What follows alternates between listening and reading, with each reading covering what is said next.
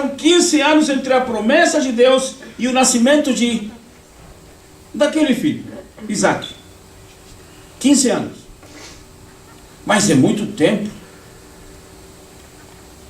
Esperar 15 anos? Meu Deus. Que terrível. Mas se Deus tem um projeto, não adianta a gente querer encurtar o tempo como fez Sara. Deus prometeu um filho, já não tem mais condições, e Abraão tem que ter o filho, já que não tem condições, e nós vamos dar um jeito. Houve um filho, é verdade, mas não aquele filho que Deus havia determinado. E aí quando já está tudo certo, está bonito, está maravilhoso, o filho já está mais ou menos na idade de adolescente, o Senhor disse para Abraão: Abraão, sacrifica o teu filho. Vamos observar algumas coisas. Quando o Senhor disse: toma agora o teu filho, versículo 2, Isaque, teu único filho Isaque, a quem amas, e vai-te à terra de Moriá, e oferece-o ali em holocausto. Ou seja, oferece o teu filho em holocausto sobre uma das montanhas que eu te direi.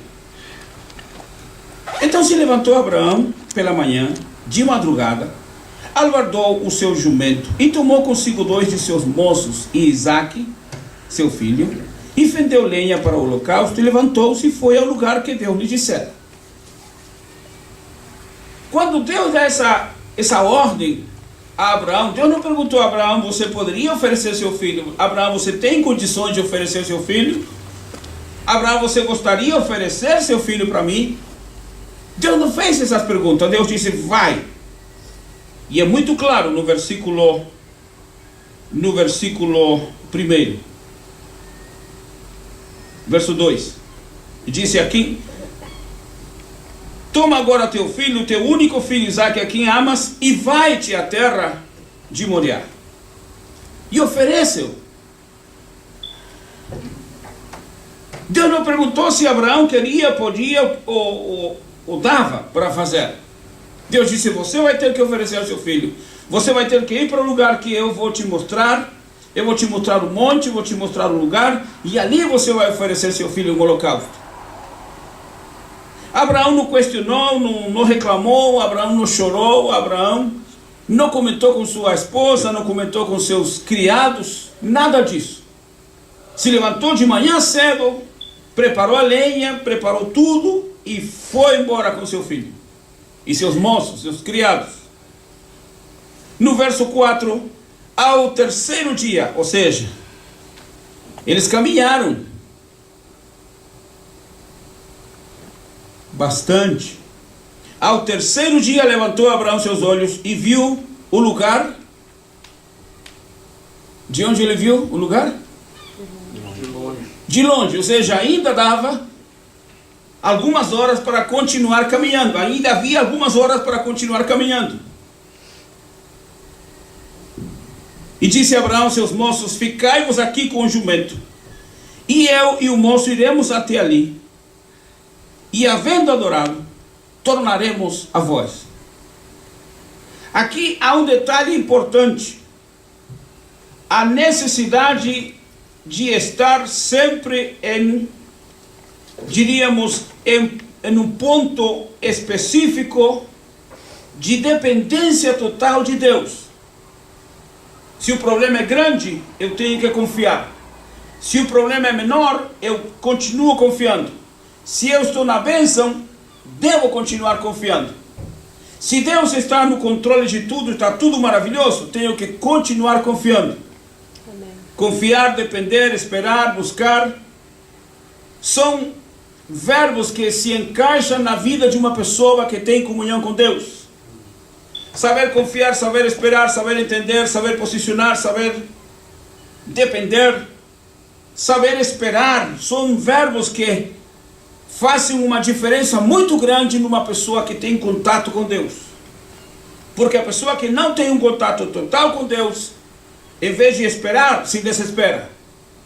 Em vez de confiar, não confia, duvida. Porque confiar é ter fé, duvida. Em vez de estar dependendo de Deus, não depende de Deus, vai lá e faz as coisas do seu jeito, da sua maneira. Da maneira que dá, da maneira que sabe, da maneira que pode. Não vai esperar em Deus, não vai esperar porque Deus já falou, Deus não fez, então vai fazer do seu jeito. E quando as pessoas se atrapalham nessa junção de verbos, nessa situação de verbos, confiar, esperar, descansar, buscar, depender, entregar, quando a pessoa se perde nesses verbos e começa a trocar os verbos, confiar, não vou confiar, esperar, não vou esperar, vou fazer, ficar, não vou ficar, eu vou, tem que ir, não vou, eu vou esperar. Quando a pessoa começa a trocar esses verbos, a situação fica muito problemática. Mas Abraão, além de depender de Deus, além de confiar em Deus, Abraão tinha uma certeza plena que mesmo que seu filho morrendo, Deus iria devolvê-lo para ele. Como? Ele não sabia. O interessante que eu observo aqui no verso 5, disse Abraão aos seus moços, ficai-vos aqui com o jumento, e eu e o moço iremos até ali. Ou seja, eu e o rapaz, o meu filho, iremos até ali, e havendo adorado,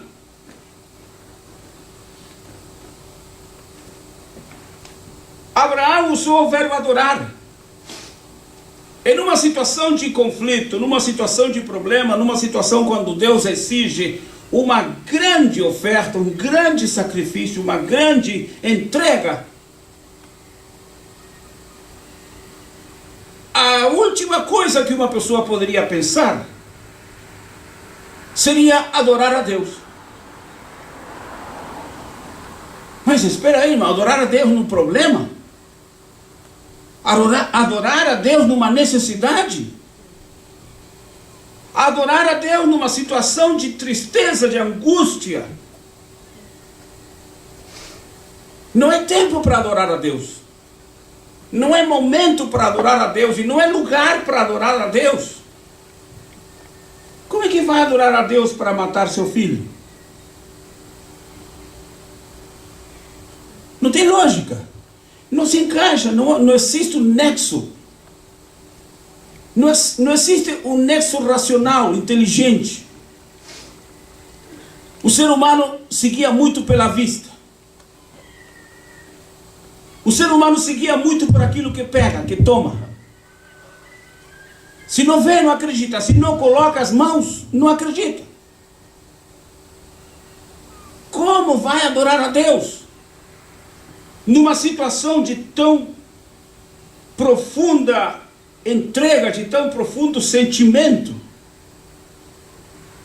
que ele não vai entregar seu filho para ir a estudar numa faculdade fora do país?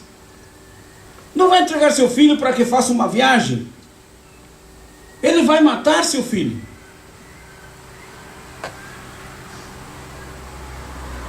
E enquanto mata, ou antes de matar seu filho, tem que adorar a Deus?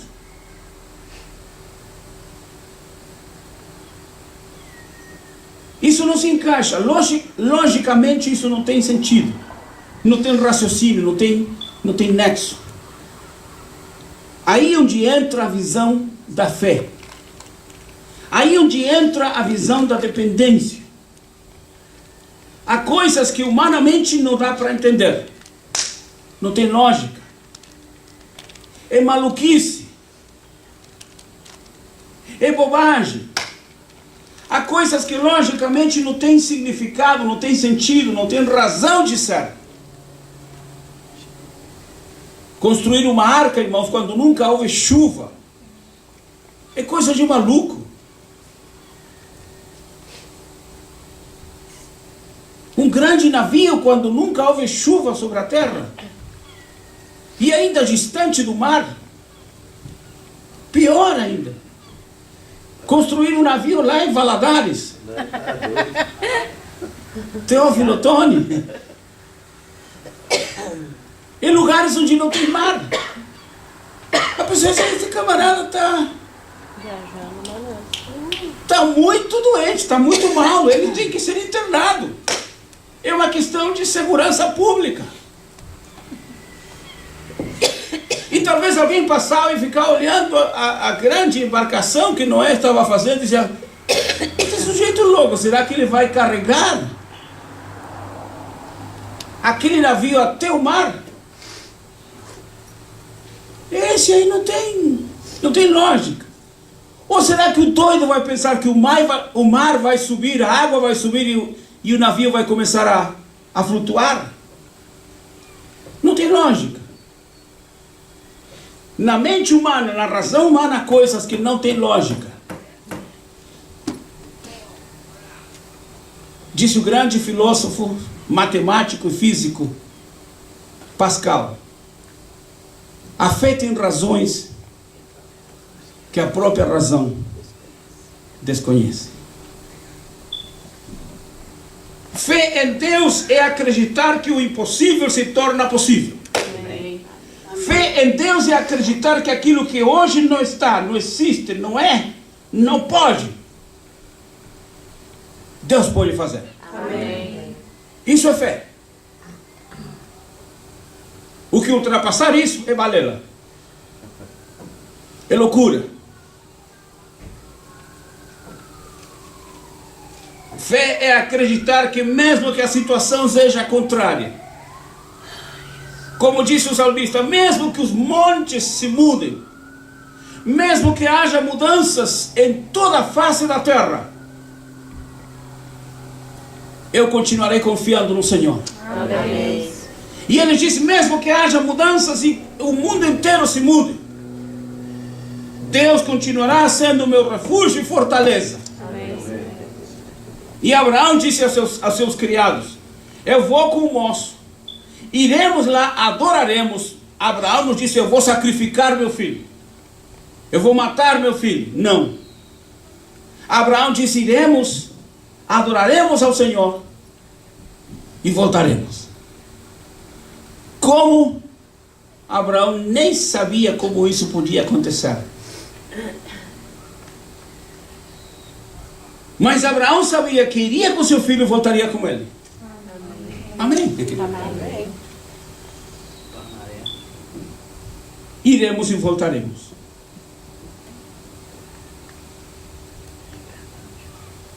Quando estão preparados para subir, o filho fica olhando, está carregando a lenha, vê que o pai está com o cutelo, que é a faca. Ele vê que o fogo está indo ali também, porque tem que levar alguma coisinha acesa para manter aquele foguinho. O menino sabia o que era oferecer a Deus um holocausto. Ele disse: pai, está faltando alguma coisa aqui.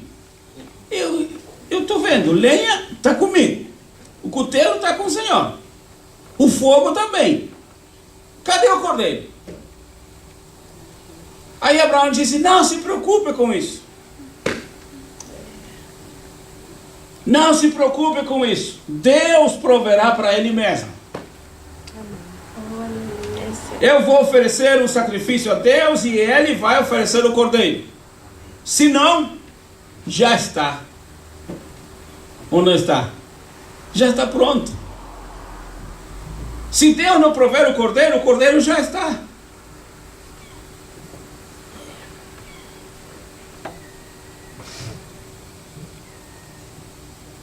Interessante se a gente fizer uma mensagem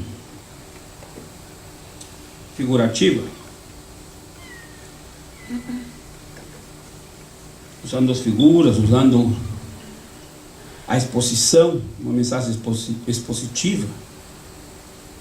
Poderíamos talvez imaginar 2 ou 3 grandes cenas, ou 3 grandes espectadores.